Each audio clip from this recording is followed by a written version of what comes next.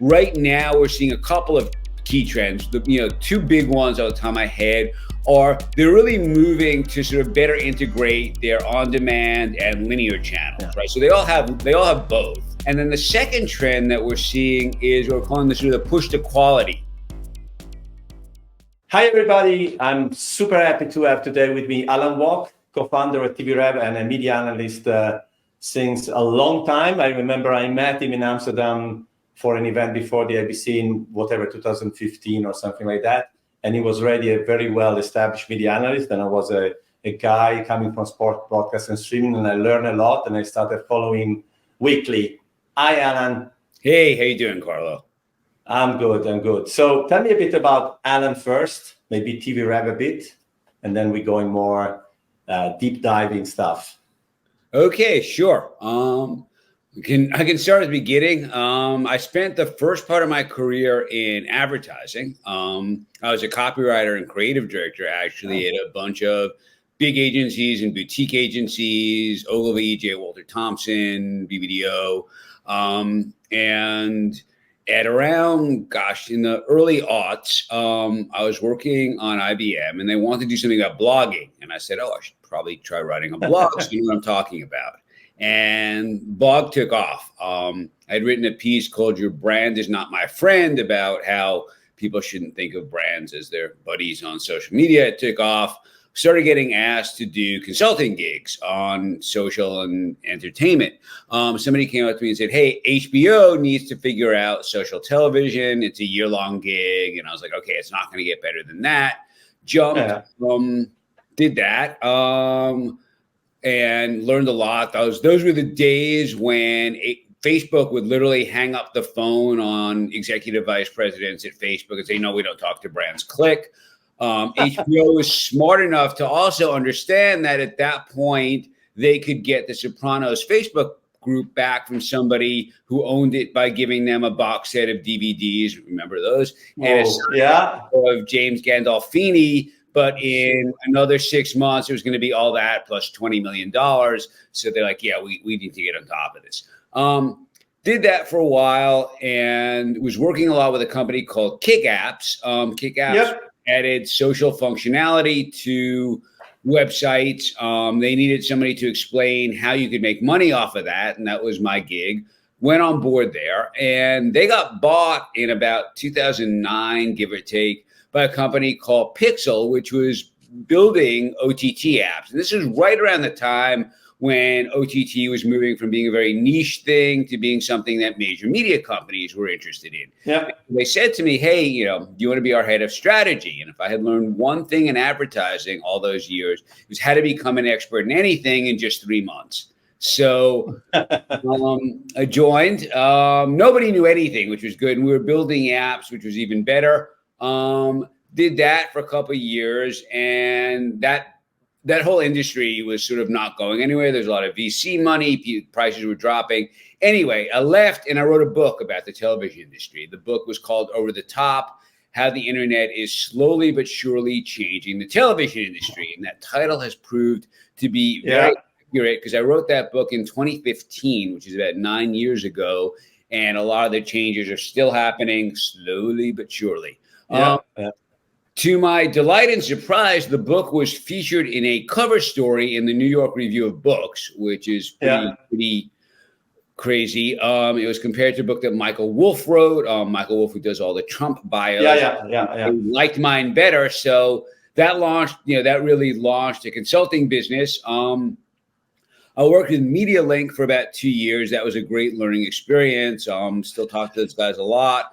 And then we launched TV Rev. It was through a group called Brave Ventures. TV Rev was sort of the thought leadership piece. And then we took it, my partner, Jason DeMata, and I took it and made it into business a couple of years ago. And that's where we are now, where we do analysis, we do special reports on topics, and we do content marketing, we do webinars, hosted dinners. We got a whole business out of it based on our thought leadership and providing an opportunity for other people to share their thought leadership. I mean, too often companies write really smart stuff. It sits on their corporate blog where nobody sees it. they give it to us. We put it out there. We've got over 50,000 people on our newsletters, and we've got about 300,000 plus on social media. So it's been a good business. Along the way, I coined a term that has become very popular. Do that, it's just something I always do, make up goofy names. And at the time, we were calling all the SVOD services flixes, because they didn't have, if you remember, they didn't have names. It was like, it was Disney Flix and HBO Flix. And we're like, okay. And then there's this other weird category, Pluto and Tubi and Xumo. And like, they're not the same as Hulu because they're free. So free ads became fast. Started calling them the flixes and the fasts. And then fast just took off. I remember that article. I have to say, if you're not the inventor of fast, you're the guy that gave the name to fast. Yeah, and I remember that article because I started crafting strategies for my previous company, and everybody was and I saw it like, I don't know. Let's go, and then I tell you my opinion on fast at the beginning, and how it has evolved. But tell me the story of fast as you see it, especially bring me to today. I mean, not too fast, but bring me to today from where you started. Okay, so initially, fast was, Tom Ryan from Pluto was actually, we can generally credit him for inventing it. And at the time, they were just basically taking, the idea was that, there's still a lot of television out there for streaming. At this point, Netflix, Amazon, and Hulu had brought up a bunch of reruns, but there's still a whole other content, a lot of other content out there. Let's take this, let's put this on TV and monetize it very much in the way that cable worked back in the day, where it's like, here's a bunch of reruns, we'll throw ads up against them, we'll create a good user experience. There's a lot of heart for this. People like lean back TV. So you sort of had two ways, like Pluto leaned heavily on the notion of linear channels, although they did also have AVOD. Yeah. Tubi went the other way. Tubi was mostly AVOD. They had a lot of movies as well as series. But in both instances, and then Xumo was in there and had sort of a combination. In all those instances, people really liked it. They're like, great, this is free. I don't, it's stuff that I sometimes I want to watch because I loved it when it was first on, or I'm doing something else and I like having it on the background because it's just comfort food TV. And it's very similar to cable's evolution because cable was very undifferentiated when it launched. And then slowly brands started coming out and introducing original content and just sort of establishing identities for themselves. Now, what really changed the fast market was not those three guys, but rather Roku. So Roku at one point said, hey, we should do this too. Let's launch a free stream, free service off of Roku, and we'll make advertising one of our business pillars rather than just selling devices. And that's Roku channels, right? Yeah, exactly. The Roku channel. And that was a huge, thing because it did start getting traction. They did start making advertising dollars. They're able to sell advertising to other people and get all the data around it. So it was a big thing. Seeing that, Samsung, LG, and Vizio, possibly in that order, I don't remember, I'm not sure, but they all said, hey, what a great idea. We should do this too. And they did. And they were very, it's been very successful for all of them. And there's a whole smart TV ecosystem around FAST. And in a lot of ways, what they do is very different than what, say, Pluto and Tubi and Xumo do. And let me sidetrack, click back to the screen there, that Pluto was bought by Viacom, then Tubi by Fox, and Xumo by Peacock or NBCU. And so they became affiliated with major media companies and became a wheel of those.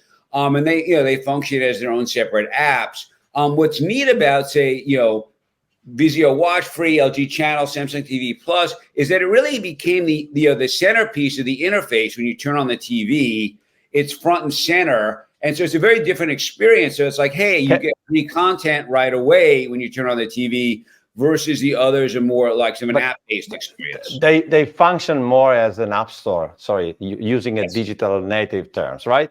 They're an app store for channels, but they're also the first thing, and they also trick a bit the interface to push whatever they want. Sometimes, like with my Samsung, and they're immediately available, right? That's a bit the difference. Exactly. And then, and then you have, which was, sort of the coolest evolution in some ways is, Amazon rolled out Freevee, which they kind of, hide in Prime, but it is its own service. And they had a show that was, they had a show that was nominated for an Emmy last night, Jury Duty. James Marsden was nominated for Best Actor. And that's, the first time the original content on a fast made it that far. And I believe that the Weird Al Yankovic movie, which was on Roku Channel, also got a nomination, I believe, for writing. So that was, Fast is coming into its own right now. And they're all evolving. Right now we're seeing a couple of key trends. The two big ones off the top of my head are they're really moving to sort of better integrate their on-demand and linear channels, right? So they all have both. And the services, and when they bought the rights initially, they weren't sure how any of this was going to play out. So they may have had rights for linear for one and on demand for the other. So they're making it more seamless, which fits in with the user experience, right? If I am watching something on a linear channel, I go, I really like this, but I missed the first 3 episodes. Make it easy for me to go back and watch the whole thing. So that's easy. And then the second trend that we're seeing is we're calling this sort of the push to quality, where initially they would just take anything, they were launching, they would just take anything they could get. And right now they're looking to get, sort of just get better quality shows, more popular shows. And we're seeing that the major studios, HBO is selling off Westworld to the Fast. So we're starting to see, more named properties. They're branching out into live programming, into sports. So they're really, like I said, like with cable back in the day, they're really coming into their own. My initial reaction to Fast was, oh, this is a step back. We're going back. I saw it in a going forward way is if you think of cable, is bringing cable, if you want, forward into streaming. But in the end, especially the trend that you mentioned now, I don't know if I don't want to create a new name, but interactive fast. So it's fast, it's linear, but then it's also VOD when I need. Yes. Will it be, and basically, which is what Sky in Europe, for example, with now is doing. Now you have the channels and then the VOD. Will not converge to an hybrid solution that is the same for everybody, or you think there will be still, fast and SVOD separated? Well, no, one of the things, as you well know, that I always talk about is everybody has different definitions for things. So there are fast channels, which is the linear, but then there are fast services, right? So Pluto is a fast service, WatchFree Plus is a fast service, but they both have linear channels and they have on demand, often of mostly of the same shows. So fast is really anything. The defining factor of fast is that it's free, right? And ad supported. And when these companies sell the ads, they don't differentiate. They don't say, hey, want to buy it on our linear channels and want to buy it. So it's all the same. So I think we're going to see a lot more, that's what we're going to see more of, where it feels, more like Netflix, more like where it's just, it's a consistent service, or more accurately, more like old school, which is funny, old school cable, where you could watch stuff on demand and you could watch stuff linear. Absolutely.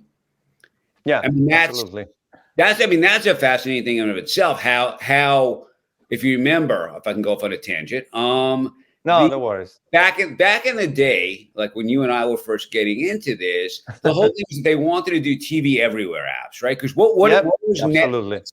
Right? What was Netflix's big secret sauce was that at the time it was like, oh, you can pause in the living room and then 3 hours later pick up the show where you left off in the bedroom. That was huge. Yeah. And that's all consumers really wanted. But all of the networks were like, no, we're going to be the next Netflix. We're going to be the next Netflix. We need to, do our own app. And had they just let the cable companies, MVPDs, do TV everywhere, they wouldn't have lost all the affiliate fees, which are, billions, tens of billions of dollars that are outflowing. And oh well. Yeah, the linear channel has a huge advantage that you can distribute it easily. Yes. Right. So you package somehow, and then it's easy to say to almost every platform, do you want a linear channel? When you obviously you can distribute VOD content as a single piece together, but as you start creating, an application or as an experience and which is possibly one of the biggest issue I never found a solution for. How do you, like, NFL Game Pass? So we moved to sport, which is my next subject. NFL Game Pass went from being a direct-to-consumer NFL app into DAZN. But it's not that the product is not, unfortunately, the experience, right? It's even if the brand is great. So the difference is they didn't sell the rights to DAZN. They sold, if you want, the brand and the product of NFL Game Pass. But they didn't sell an asset in the end. I think that's the problem with putting an experience on top of video, basically. But the question is now, how you see the sports streaming market evolving? And then maybe we will talk about what happened last weekend at the end. But in general, where do you see sport going? And I understand US and Europe, I see at the moment a bit diverging, to be honest. Right. Well, I think sports is a couple of things are happening in sports. One, the 4 big US leagues, right? Hockey, basketball, football, and baseball are aging, and they're having trouble finding a younger audience.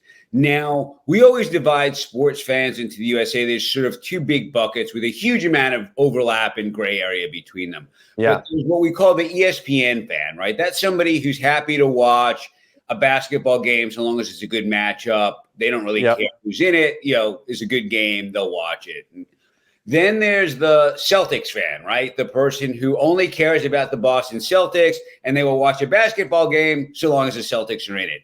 And they tend to watch something that in the U.S. is called an RSN, or regional sports network, which has every game. And the RSN... Bally Sports, Sinclair, I know the story. I was there. Exactly, yeah. And so those guys have been having trouble sort of figuring out, making the move to streaming, finding their audiences, and all that. They were all propped up by the old cable system where you had to take the package. In other words, if you were an RSN and you could say to a Comcast or a Charter, hey, if we're going to strike a deal with you, we have to be in the basic, in your every package that you sell. Yeah. So when they move to streaming, that goes away. So they have to figure out, well, how much will fans pay? Will a diehard fan pay $40, $50 a month for access to this? What else can we do with it? So there's a lot going on there. So I think that's one piece of it in the US. The other is that other sports are becoming more popular. So you have, that's a niche area that you're going to see some on the FAST, some on the other streaming services, whether it's track and field or lacrosse, or even I know Pluto had televised the CrossFit games. So there's a lot of stuff that's going on that, there's an expansion of sports, and it's a great move for everybody because it is it's a live event that keeps people on, lets them sell more ad more ad space. People want to have the ads during sports. And at the same time, it lets them, they're able to promote their own service. So if you're Peacock, you can say, hey, check out these other shows that we have that you probably didn't know about. So, And in terms of the big leagues going, so then we can discuss a bit MLS, Apple, but the big leagues going direct, like NFL Plus or NBA app, what do you think about that? Is there like a side move, or it has a future? I think it's a good move again for a certain type of fan. Like, you're not going to get most football fans to buy the NFL thing, but you'll get a good hardcore, and those people are really valuable to you, and they're monetizable, and they'll pay insane sums of money for something like that. The same thing, with basketball and to an extent baseball and hockey. What's happening in sports though now in the 4 big leagues is they're all striking deals with various streaming services. Taking bits and pieces and putting them all over the place. And that is pissing the hell out of the fans, because they're like, oh my God, now I need to subscribe to all these services. I can't find the games. I have to subscribe to all these services I don't want to subscribe to just to watch the game. I don't know how to do it. It used to be with cable. That was what I paid for. I was happy to pay $100 a month because I knew I could get every game and it was all on the program guide and I could find it. Now I have to go to Google. So that's a real danger. I mean, they will lose They will obviously not going to lose every fan, but they're going to lose certain fans who just see this whole thing as a money grab, and it's just like, the hell with you. I'm going to watch something else. But do you think so? So again, which fans? Because even in Italy, obviously soccer is the number one sport, like by far. they always say, "Oh, we're going to live." In the end, the problem is when they cannot afford. That's a real problem. But otherwise, it's chit chat, and then you still paying. It's a problem. Yeah. Yeah, they'll lose younger fans who don't want to have to pay all this, who can't, who just sort of become cynical, right? I mean, you already have that, like they have to sort of think about the other stuff that's going on. Like, say, take the NBA. I can't tell you how many times I have heard from people, I feel like my team is a brand new team every year because, they're constantly getting traded. You've got, 5 players on the court. It's not like, either football, like European or American, where, you've got a big enough team where if you trade a couple players, it's not a big deal. And there's this sense that there's not, that the fans come last. And I think at some point, not in the next year or two, but over time, it sort of builds up. And it's a fading loyalty, you're saying. Yes, the effect would be a fading loyalty. Right. And with younger fans, too, because they have so many other options. And they also don't have the, the desire to sit there and watch for 2 or 3 hours. So that's something. Yeah. I was talking to someone that told me recently, it's not that they don't love sport, but they don't want to consume it the way our generation did. So it's a different way of consuming a passion, if you want. And what do you think about the MLS and Apple, which is very different from what you describe now, right? Do you see a future in that? Yeah, very much. I think it's a smart move. They do, it's a way, it's very odd brand for Apple because, in the US, soccer has a slightly upscale kind of Apple-ish kind of, it's a European thing and all that. And, so I think it's and I think, again, it's a younger audience would be interested in it. And it's just smart for them because it allows them to get ad revenue. Like Apple doesn't like to talk about how they have ads, but they have a huge ad business and, for their apps. And they run ads during sporting events. They run ads during their baseball games. They run ads during their soccer games. And it's a huge thing for them.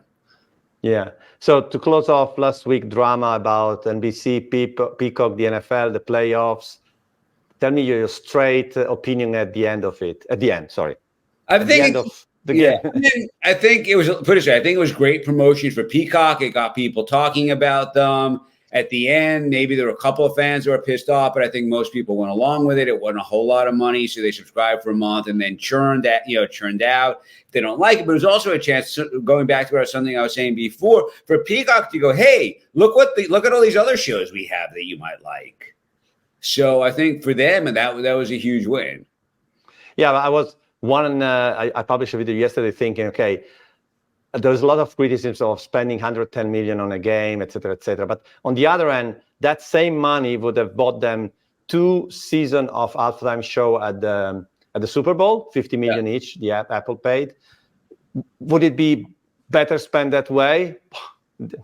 At least debatable, no? Yeah. If you compare. Or I think it's like 15, 30-second slots for the Super Bowl. And again, maybe, but when you spend money in a pure advertising, I don't know. So I think it will take time to understand that the churn will make the difference, or the brand awareness sometimes. Right, and I think with them, they really did need brand awareness. They were always that sort of, like all the other streaming services got a lot of noise. They had a rocky start because they had been, if you remember, they had been counting on the Olympics, and the Olympics didn't happen and all that. So I think for them, just like getting people, hey, they're here. We're here. That was huge. Yeah, absolutely. Okay. Oh, what a journey.